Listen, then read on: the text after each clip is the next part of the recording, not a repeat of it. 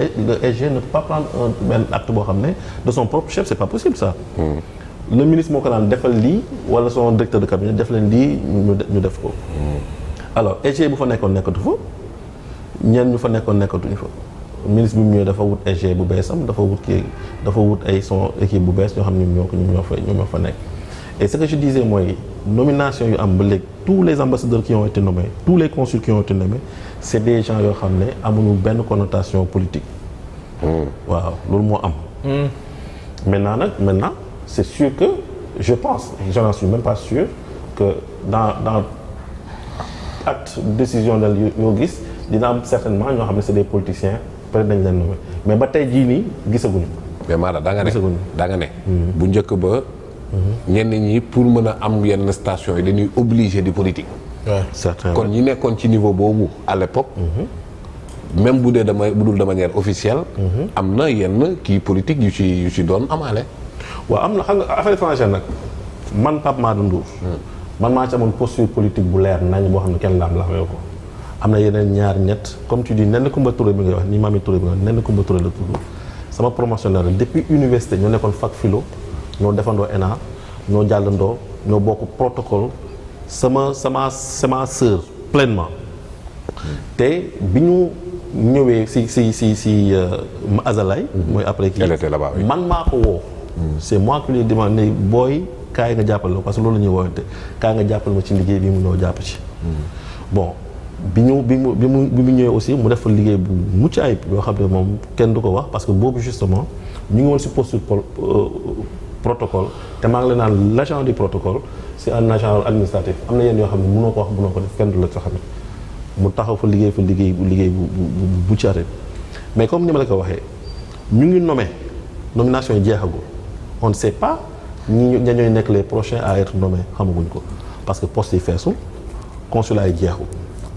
te ñi ñuy nommé ce sont ces promotionnaires ce sont non promotionnaires parce que maa moom ñoo bokk promo ñun ñu ngi ci suñu 19e di dugg suñu 20e année affaires étrangères donc ñi ñuy nommé effectivement Néné Coumba Touré elle coche toutes les cases pour nekk consul te bi ñuy demander des CV des acteurs yooyu doon moom jël nañ CV am comme ni ñu jëlee yeneen CV yi ñeneen ñu nekk ci diplomatie bi man maa ngi am yaakaar ne balaa nomination yi jeex na bokk parce que ba tey moom yóbbu ko deuxième xaw ma lan Chine. non mais xam nga acte de nomination acte de promotion moo ko bu doole. mun nañ la yóbbu Chine tey balaa ngaa dem Chine ñu def le consul nga ñëw. man bi ñu may def ministre j'étais premier secrétaire d'ambassade parce que boobu ñun politiquement am na fu ñu bloqué am benn plafond de verre boo xam ne mënutuñ ko dépasser donc l'acte de nomination d'une autorité il a pouvoir sur posture bu nga nekk ak yooyu noonu. donc madame Yacine Fall elle tient le bon fil. non man Yacine Fall xam nga la diplomatie en réalité c'est l'exercice de la politique extérieure. Le président de la République moom mooy définir la politique extérieure. léegi les diplomates ñoom ñu exécuter ko. et boo gisee ni si xam naa peut-être dinañ si dugg mooy les changements qu'il y a les avancées yu ñuy wax. dans la vie des Sénégalais. man le domaine que je maîtrise mais plus la diplomatie. boo jëlee si côté diplomatique ñu jël si ñun lu ñu xam mooy dans le domaine bilatéral. multilatéral wala yenn yenn posture internationale. xoolal li président Bassirou Diomaye Faye def bi ñu ko nommé ce qu'on appelle nous la ceinture de sécurité Mauritanie. Gambie yooyu la dem visiter en premier. boobu mu ngi si bilatéral bu leer nañ kenn xamatu ko. non frère ñi nga xam ne suñu sécurité sax dafa dépendre ñoom de leurs frontières ñoom la njëkk a dem visite Gambie dem na fa ñetti yoon si diggante. 3 fois. dem na fi Gambie. bi mu paree foofu noonu dem na dans les pays yi nga xam ne c'est des pays frères du Sénégal dem na visiter leen si côté loolu si côté bilatéral bi. boo jëlee si côté multilatéral bi mu taxawee si podiumu Nations Unies vous avez entendu le ton. gis ngeen posture boobu que dorénavant le Sénégal kenn du ko dugal ci loo xam ne da nga koy forcer mu jël ses positions wala da ngay kii sur la question palestinienne il a été tranchant. wax leen ne y a 2 poids 2 mesures les gens s'émeuvent pour li xam en Ukraine mais paradoxalement à côté en Palestine ñu ngi toog waxuñu dara moom si posture nga xool aussi si côté niveau de la CEDEAO quasiment mu ñëw foofu noonu le dernier à arriver pratiquement koo xam ne moom la ñu jël choisir comme mu nekk émissaire pour mu dem dox entre l'AES et la CEDEAO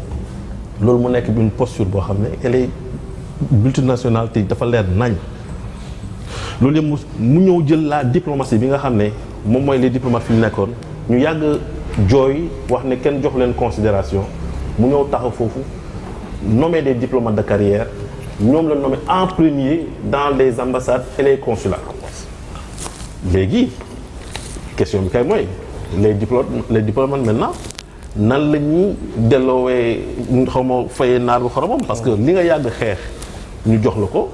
tey jii nii yow la moo nekk sa posture. mais kon au niveau consulaire comme ambassade diplomate de carrière moo fa war a nekk. non du diplomate de carrière. wala pratique bi moo ko yàq rek. xam nga la nomination le président moom moo am pouvoir nommer ku ko neex d'ailleurs Abdoulaye Wade le disait sama chauffeur sax mun naa ko def diplomate. ah bon. oui non théoriquement c'est vrai. est-ce que loolu waruñ ko non ce que je veux dire mooy théorie bi loolu la.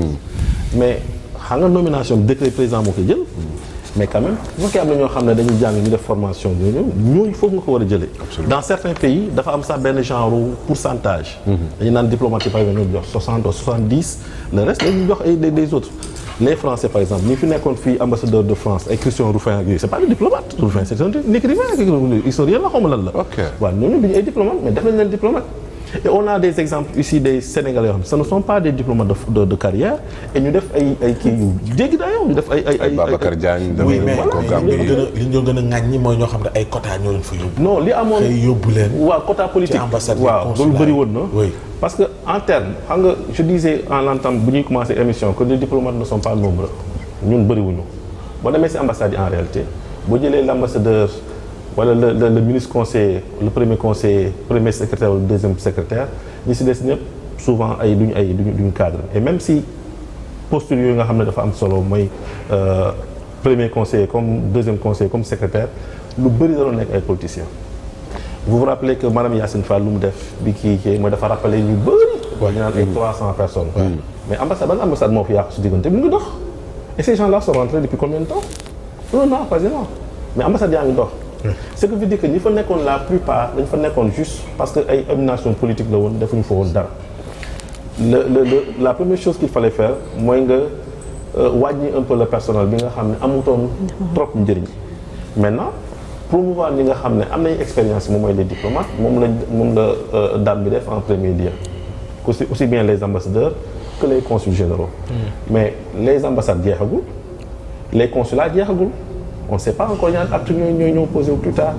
mais les diplomates tey jii nii am nañ benn redevance envers l'autorité mooy que li nga xam ne yàgg nañ ko xeex tey ñu ngi leen koy jox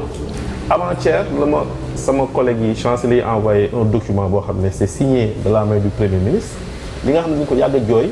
moom mooy que ne am une assiette boo xam ne da leen permettre ñoom diplomates yi ñu mën a am kër xam nga les diplomates contrairement aux autres services de l'administration ñun amuñu feneen fu ñu nekk fu dul Dakar. boo nekkul Dakar tu es à l'étranger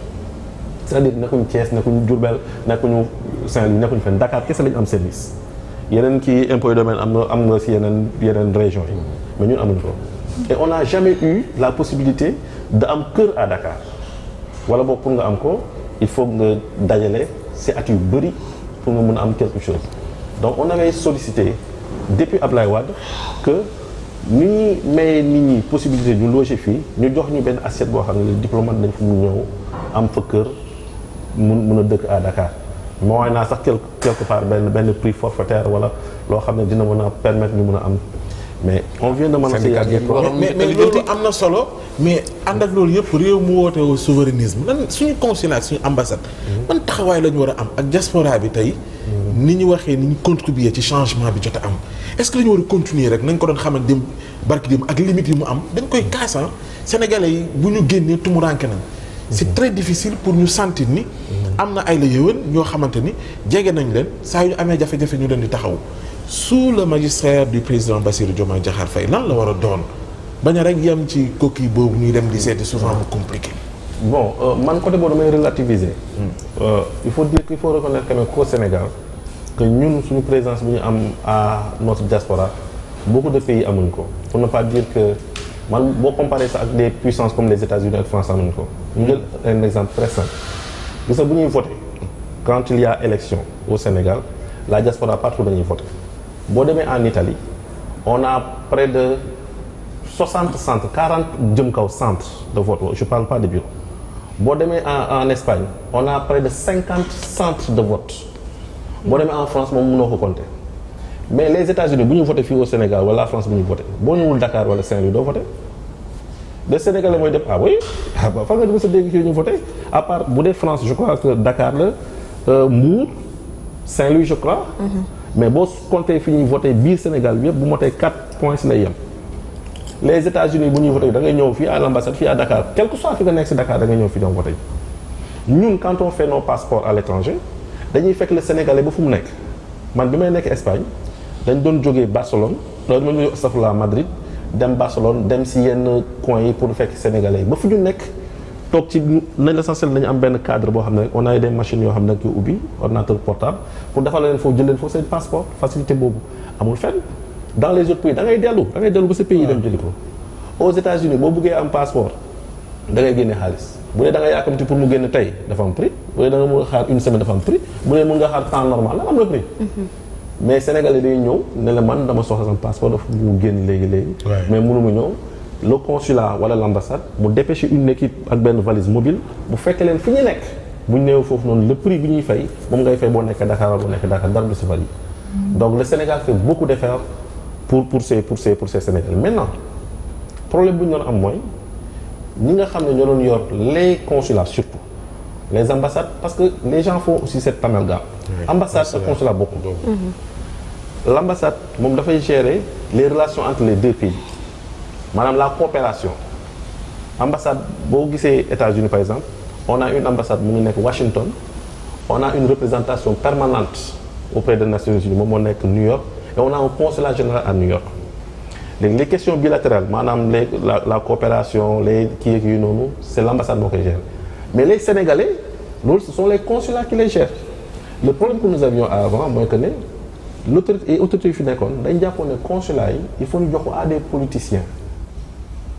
naturellement bu fa nekkee politique lay def et la plupart amuñu expérience de la vie sax on a même connu des consuls yoo xam ne c'était des illettrés quand je dis illettré c'est que mënul bindu turam si fu leen fa teg mais nomination Macky Sall fol na fa ay consul yoo xam ne maa mu jànguñu mais consul bi mënul bind turam tam loolu mënul bind turam maanaam bu dul Pape Madou Ndour bu dul bind Pape Madou Ndour ñu fal ko ñu fayee ko mais mu nekk consul te mu nekk la première autorité la première voix qui défend les Sénégalais yi non et en plus de ça da nga doon gis ne le vice-consul le deuxième conseiller le premier ñëpp dañuy nekk ay politiciens yow mi nga xam ne les cadres bi nga jàng loolu nga jàng boo xoolee si hiérarchie bi foofu da ngay nekk 4e wala 5e position si biir fi nga xam ne yaa fa nekk naturellement bu dara xewee Pape Madou Ndour du ko yëg parce que bu note jógee Dakar consul moo koy recevoir woo bureau ku mu bëgg a woo bu décision amee ñoom ñoo koy def bu ñu waree dimbali Sénégalais si ay rapatriement si yenn fonds yeeg yu noonu ñoo koy xool wut ay carte d'identité fexe nu ñu ko génnee def seen i loolu moo amoon. Maintenant le président il a décidé de donner les postes en tout cas ba nii les postes yu ñu attribué yëpp ay diplomates lañ koy jox et ces diplomates là ñoom ñëpp man je les connais parce que c'est des promotionnaires soit ñoom a jiitoo benn at mbaa ñu bokk promotion ma ak ñoom. ndax ñoom ñoo fi nekk ñoo nekk actuellement les consulats et les ambassades aussi même chose bu ñu ko jox ñëpp c'est des ambassadeurs c'est des conseillers des affaires étrangères donc président delloo na diplomatie entre les mains des diplomates. léegi ñoom li nga xam ne dañ ko doon jooytu man am naa yaakaar ne dorénavant dootul amati. wax nga ko rapatriement yi. lañ ci doon dugal wàññi nañ ko méttitu jamono tax quoi. mesure la boo xam indi na njàqare de. non en réalité dëgg rapatriement yi musul am budget. musul am budget.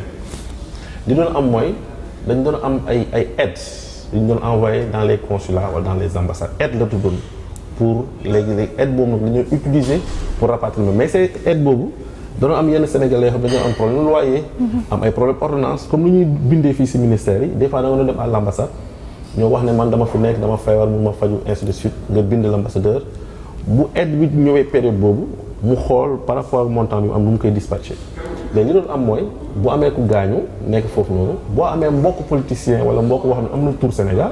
wala sa dee bu fekkee c'était disons accident la métti gi noonu mu def tollé léegi Sénégal yónnee xaalis pour ñu rapatrier la loolu moom mosoon am fi en réalité. mais dans les consulats comme dans les ambassades mosul am budget pour rapatrier. d'accord la preuve mooy rapatriement bu gën a yomb boo ko compter 3 millions 4 millions 5 millions la pour rapatrier un corps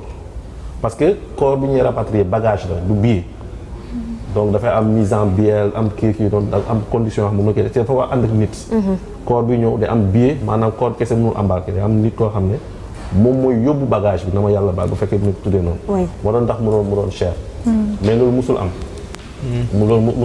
musul doon am un budget boo xam ne c'est dans les ambassades pour rapatrier loolu les Sénégalais faisaient presse une mauvaise presse au consulat et aux ambassades. mais quand même. on a vu ici quand même dans certaines ambassades yoo xam ne am na poids politique wala am na tout il se permettait de faire certaines choses loolu yëpp am nañu yaakaar ne léegi dina wàññeeku bu baax a baax. d'accord